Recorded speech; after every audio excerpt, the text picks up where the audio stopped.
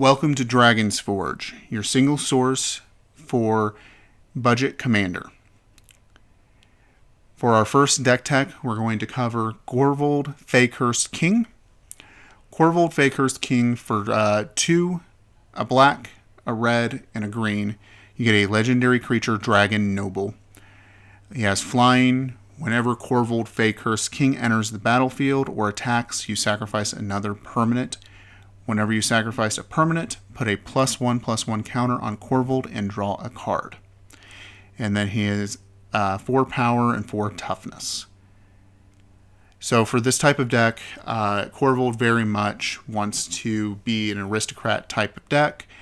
Normally for aristocrat style decks, you want to sacrifice as many creatures as possible, but Korvold is looking for just permanents to be sacrificed, so this opens up a lot of other potential options for you in terms of sacrificing. So you'll be able to sacrifice everything from your creatures, your enchantments, artifacts, lands, planeswalkers, all those different permanents that you've got on the field. He's not too picky in that regard, so we'll go ahead and get into the deck tech. To start us off, we'll go through our multiple different categories for Korvold the Fae-Cursed King. We have things from deck thinning to draw to mana ramp to mass destruction, protection, recursion, sacrifice, single target destruction, token creation, and win conditions. So starting it off in deck thinning, we have cards along the likes of Commune with the Gods, Corpse Connoisseur, Dakmor Salvage, Golgari Thug, Grizzly Salvage, Mulch, Nyx Weaver, Ransack the Lab, Satyr Wayfinder, Sir Conrad the Grim, The Mending of Dominaria, and Winding Way. Purpose of these cards in the deck is to fill in our graveyard with the intention of doing some level of recursion in order to continually sacrifice things over and over and over again to gain that incremental advantage of Korvold. Moving into draw, we have Culling Deus, Faithless Looting, Korvold Fae-Cursed King, Midnight Reaper, Moldervine Reclamation, Smothering Abomination, Thrill of Possibility, Ulvenwald Mysteries, Vampiric Rites, and Village Rites.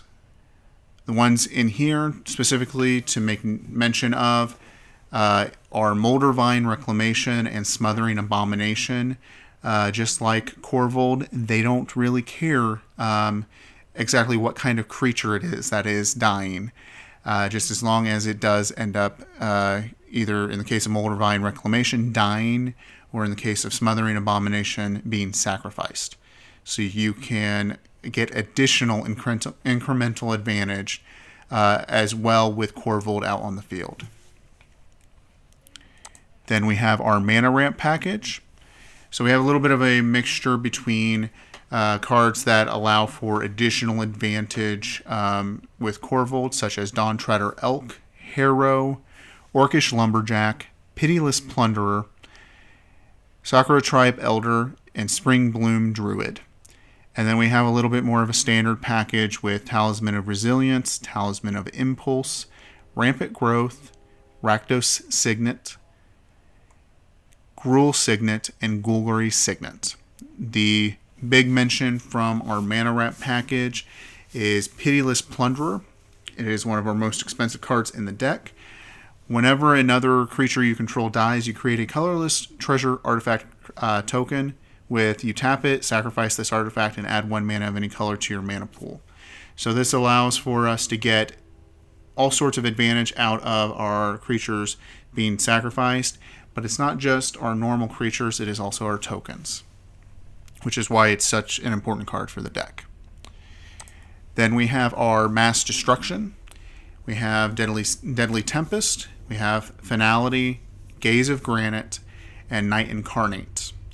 The major mention here is going to be Night Incarnate.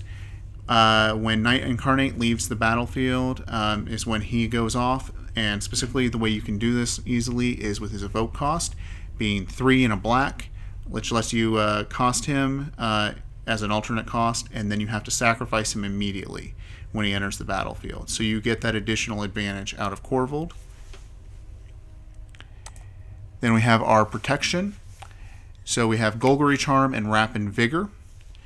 Both of them for protection do the exact same thing. Rapid Vigor just slightly easier to cast, being just 1 in a green. But it allows, both of them allow you to regenerate each creature you control. Then we have our Recursion.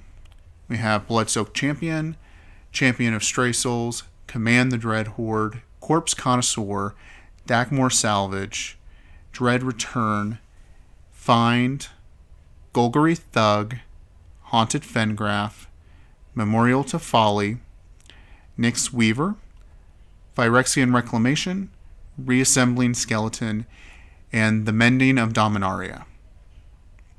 The big mention in here are going to be 3 cards. We have Reassembling Skeleton,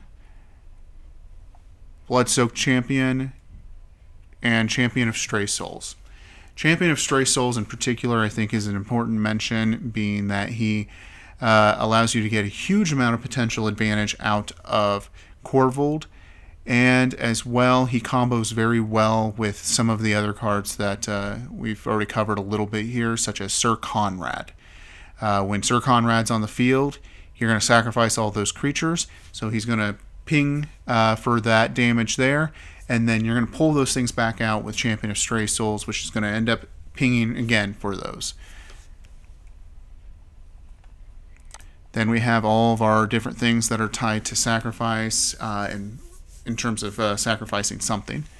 So we have Carrion Feeder, Catacomb Sifter, Caustic Caterpillar, again Champion of Stray Souls, Culling Deus, Dawn Treader Elk, Dread Return, Evolving Wilds, From Beyond, Harrow, Haunted Fengraf, Ingot Chewer, Jund Panorama, Karazda Guildmage, again Korvold, Memorial to Folly, Night Incarnate, Orcish Lumberjack, Pitiless Plunderer, Prosh Sky Raider of Kur, Rite of Belzenlock, Sakura Tribe Elder, Shriek Maw, Smothering Abomination, Spring Bloom Druid, Terramorphic Expanse, The Mending of Dominaria, Ulvenwald Mysteries, Vampiric Rites, and Village Rites. Our big mention in here is Prosh Sky Raider of Kur. So Prosh Sky Raider of Kur, for 3, a black, a red, and a green. You get flying. When you cast Prosh Sky Raider of Kur, you put X01 red kobold creature tokens named Kobolds of Kur Keep onto the battlefield, where X is the amount of mana spent to cast Prosh. And then you can sacrifice another creature. Prosh gets +1/+0 until the end of the turn. And he's 5/5. So with Korvold on the battlefield with Prosh, you bring out Prosh, you get those 6 creature tokens, you sacrifice all of them, you get 6 draws off of that, and then an additional +6/+6 power to Korvold. So it helps Korvold get quite large quite quick and a very large amount of advantage. Then we have our single targeted destruction. We have Acidic Slime, Ancient Grudge, Caustic Caterpillar, Golgari Charm, Ingot Chewer, Ravenous Jubacabra, Return to Nature, and Shriek Maw. Then we have our tokens. We have Arasta of the Endless Web, Bastion of Remembrance, Catacomb Sifter, Dreadhorde Invasion, From Beyond, Golgari Germination, Karazda Guildmage, Pitiless Plunderer, Prosh, Rite of Belzenlock, Ulvenwald Mysteries, and Worm Harvest. The big mentions in here, again, is going to be Prosh and Pitiless Plunderer. They're both just that good for the deck. And then lastly, Worm Harvest. with some of the deck thinning that we're going to be doing and the sacrificing. What you'll get with Worm Harvest is for 2 Golgari, Golgari, Golgari. You create a 1/1 black and green worm creature token for each land card in your graveyard, and you can retrace. You may cast this card from your graveyard by discarding a land card in addition to paying its other costs. So it's not hard to be getting 4 or 5 plus creature tokens off of this. And in turn, that just gives you several creatures to be able to sacrifice. And then we're down to our win conditions. And then lastly, we'll go over our lands. So for our win conditions, we've got some ping damage with the Bastion of Remembrance, Mayhem Devil, Sir Conrad the Grim. So Bastion of Remembrance, it goes off whenever a creature you control dies. Each opponent loses 1 life and you gain 1 life. Then you have Mayhem Devil. Whenever a player sacrifices a permanent, Mayhem Devil deals 1 damage to any target. And then you have Sir Conrad the Grim. Whenever another creature dies or a creature card is put into a graveyard from anywhere other than the battlefield or a creature card leaves the graveyard, Sir Conrad the Grim deals 1 damage to each opponent. And then for 1 and a black, each player puts the top card of their library into their graveyard. And then lastly, you have Korvold. With all this sacrificing, Korvold will get very large very quickly, especially if he's left unanswered, and therefore he will be very easily able to take an opponent out by commander damage. And then for our lands, we have a command tower, 10 forests, 6 mountains, a savage lands, and 12 swamps. We do also have additional lands elsewhere in the deck, but they are utility lands. So for a full breakdown of the types of cards that are in this deck, we have 6 artifacts, we have 28 creatures, and that does include Korvold, 10 enchantments, 8 instants, 36 lands, and 12 sorcery. And then as far as this deck goes, as I said earlier, it is an all-in $50, except for the basic lands, because I assume that you already have those. If not, you can pick them up for pennies. If not, get them for free from friends. So for when I recorded this, utilizing TCG Player Optimization, I came to a total with shipping at $46.65. With an average EDH rec list being $478.82, which is a total savings of $432.17. And then as well, on the link for this deck list, I have provided the average deck list that EDH rec generated for comparison. So if you like the deck tech, please like, comment, and subscribe. As well, please feel free to check out our social media and website. Our website, we are just starting to get that built up, but you will be able to find here in the near future Double Masters being listed for sale, as well as we have the remaining stock of Magic 2021 on there as well, and with more inventory planned to come as well. With the conclusion of this deck, hope you guys have a great day.